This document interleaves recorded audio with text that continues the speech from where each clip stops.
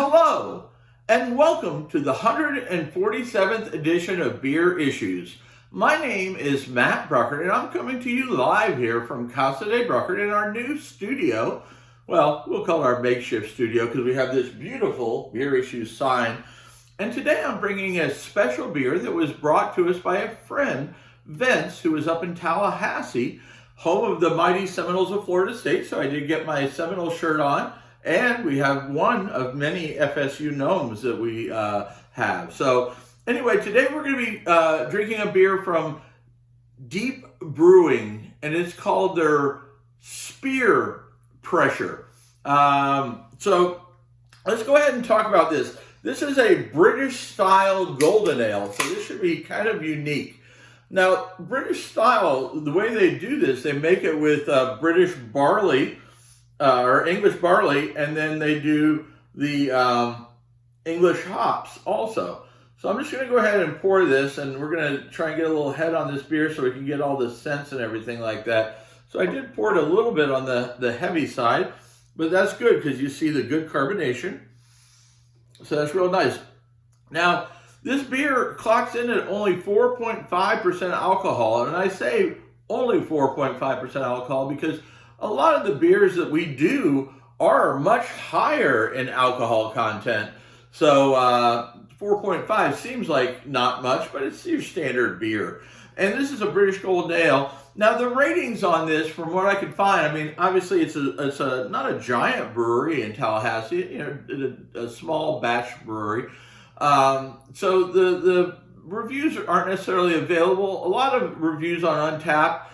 It gets a 3.9 out of 5 on Untappd, which is really good because the way I look at Untappd reviews, not that they're bad, it's just that people have different tastes and what one person likes, the other person might not. So a 3.9 is probably a pretty solid rating for a beer on Untappd because I've seen beers that I would put in the 90% category that only get a 3.9 on Untappd because people don't understand that style of beer, so they rate it bad because it's not their particular taste, although it might be mine because I like those high octane boozier beers. So anyway, I take it for what it's worth. At the end here, after I've tried it, I'll try and give you my score on it, okay? And then we'll go from there, okay? So anyway, go Knowles. So this brewery in Tallahassee. So next time I'm up there, I'm going to have to check it out. But let's get into the beer, okay? So like I said, they do use the malted English barley. And you can taste or smell the malts in there. And there's like a sweetness. I think they use like a wildflower honey in it, which I think I'm getting in there. Because there's definitely a sweetness that you can smell. And then they use these English hops that are called, well, they call them Kent Golding hops, but I think it's East Kent Golding hops, which used to be years ago Canterbury hops. And then Canterbury hops have been around since like 1790, so they've been around for forever. But in like 1838, they kind of changed the name along with the way the city was or something like that. And they started calling it, instead of the Canterbury hops, they started calling it the East Kent Golding. It was Canterbury Golding, and then it became East Kent Golding. So anyway, the hops date back to 1790. I think they actually switched them to East Kent Holdings in 1838. So anyway, useless beer knowledge that nobody else needs to know. But I like to pass along some beer wisdom whenever I can. So anyway, it's like it's a golden, but it's almost it's a dark golden if you look at that. And that's probably from the malted English barley that gives it a little bit darker than a typical golden. But let's go ahead and let's sample this beer. Let's dig in.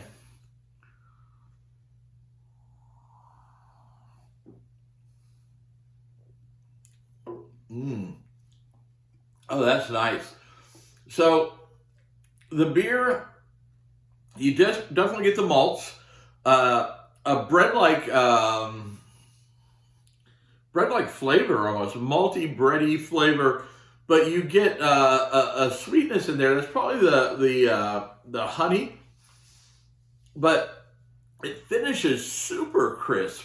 With those hops, it's a little bit hoppier than I expected. I would kind of, you think of English ales and stuff like that. I don't think of as necessarily as hoppy as a lot, but this has got a little hoppy bite at the end.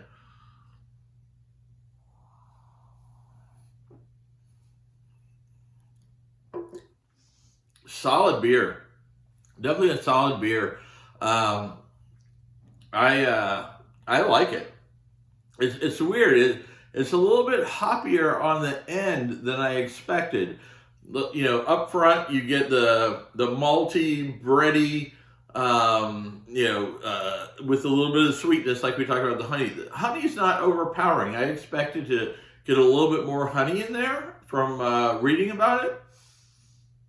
But the honey is not overpowering at all. As a matter of fact, it's real light and almost hard to detect in there. But I guess that's where all the sweetness comes from.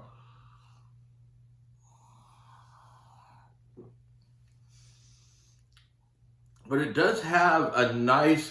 Now, after I drank the first couple of sips, my third sip of this beer, the hops on the end mellowed out. And I think it's maybe my taste buds just in the beginning weren't expecting the hops.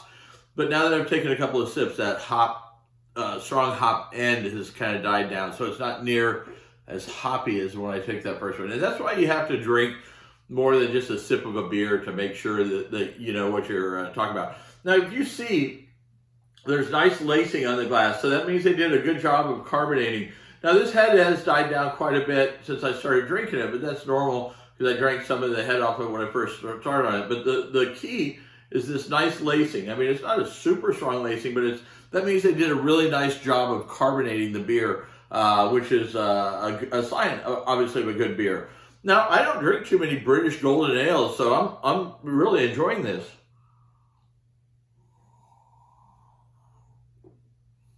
Mm. Mm. Now, being a Florida State fan, this year, the last couple of years have been kind of some rough years for us. But we're hoping that with our new coach, that we can get some things going, get some new recruits in there, and build a strong, great team for the future. Because I am a diehard Florida State fan.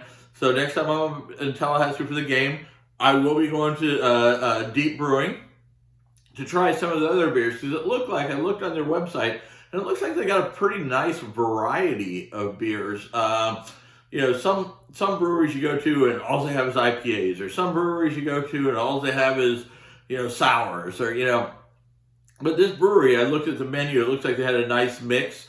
They had sours, they had, porters, American IPAs, double IPA. They had a whole mix of different ones. And then their English, golden ale. And they had another, English one, if I remember right. But anyway, very good beer. I would highly recommend it if you're in Tallahassee. I don't know as far as if you can get this around the Orlando area or not. I'll have to kind of keep an eye out for it. Obviously, you can get it in Tallahassee, and I think they've been canning for about a year and a half from what I looked at. So I'm sure it'll be spreading around the state because this is one of their flagship beers from what I've read. And I think I've got another beer or two that Vince brought us that we might be able to try from this same company because they did do a nice job on this, and I give them kudos for that. So if you've enjoyed this, make sure you tell your friends about Beer Issues and how much fun we're having drinking beer and talking about beer. If you want any cool merchandise like this great Beer Issues hat, go to shop.beerissues.com. You get all kinds of cool stuff that way. And as my wife likes to say, I have beer issues.